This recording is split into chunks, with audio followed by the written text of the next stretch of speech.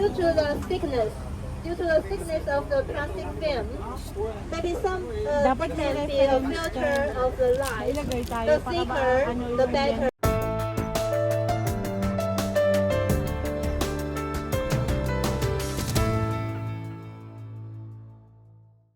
So ngayon nandito naman tayo sa eggplant. This talong is very long.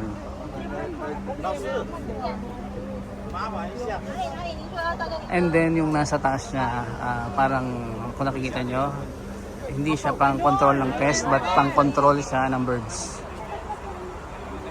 So last time nagpunta na rin kami dito, patapos na, pero ngayon ang gaganda na.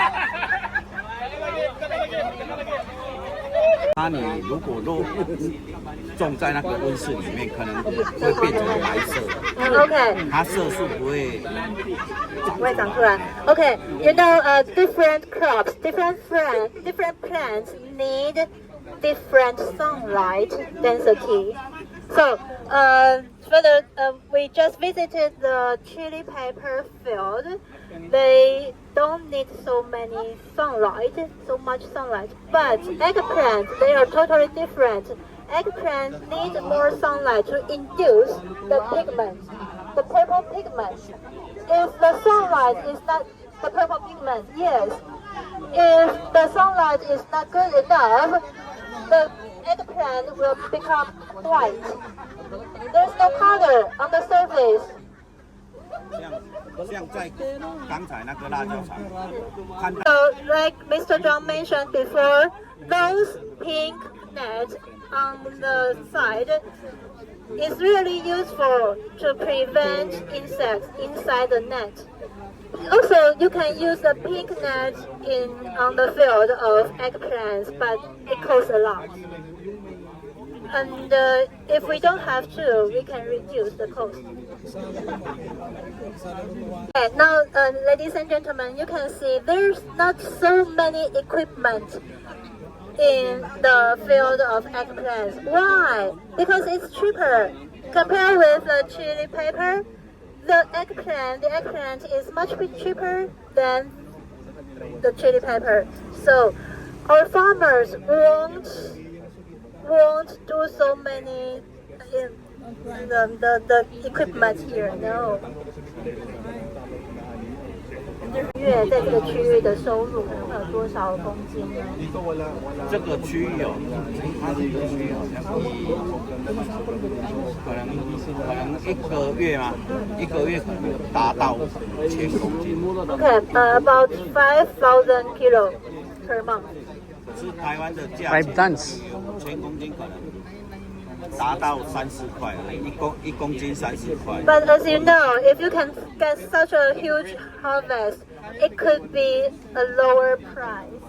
Only 3 or 4 Taiwan dollar for each kilo. 这边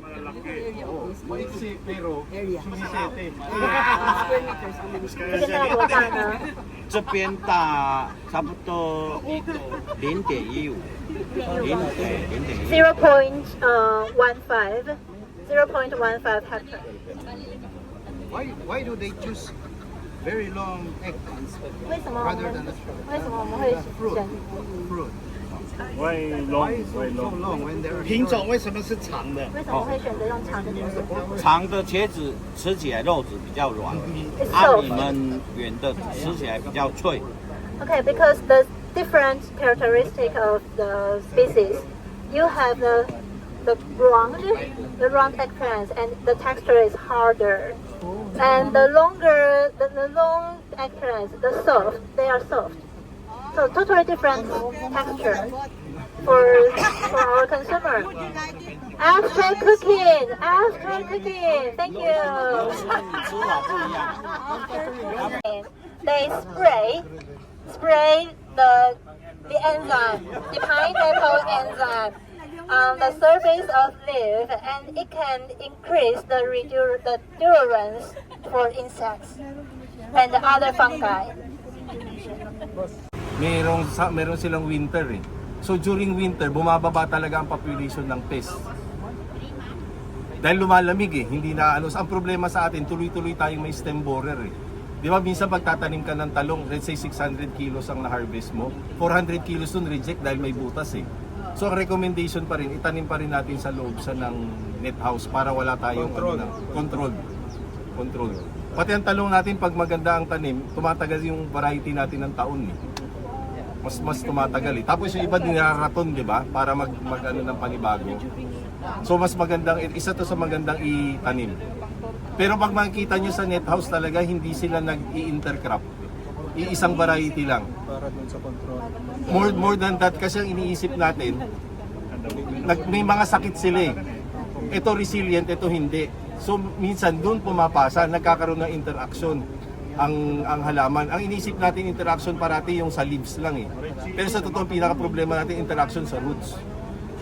Hindi gaano sa leaves. So ang recommendation talaga yung isang crop. Kung gusto mo mag-dual crop, yung isang crop mo nagbe-bear ng fruit, yung crop mo na nasa baba, greens ang ilalagay mo. Hindi ka po pwedeng magdalawa. Oo. So let's say kung talong, tapos pwede kang, ang ginagawa namin kasi isang recommendation ni Professor, mag-intercrop ka ng sibuyas dahon. Dahil ang sibuyas dahon nagre-repel ng nematodes. Insecticidal. So insecticidal effect. Everything, ang way ng farming na tinuturo sa atin, everything should be preventive. Ang Pinoy kasi everything is reactive. Parang kang hindi Pinoy ah.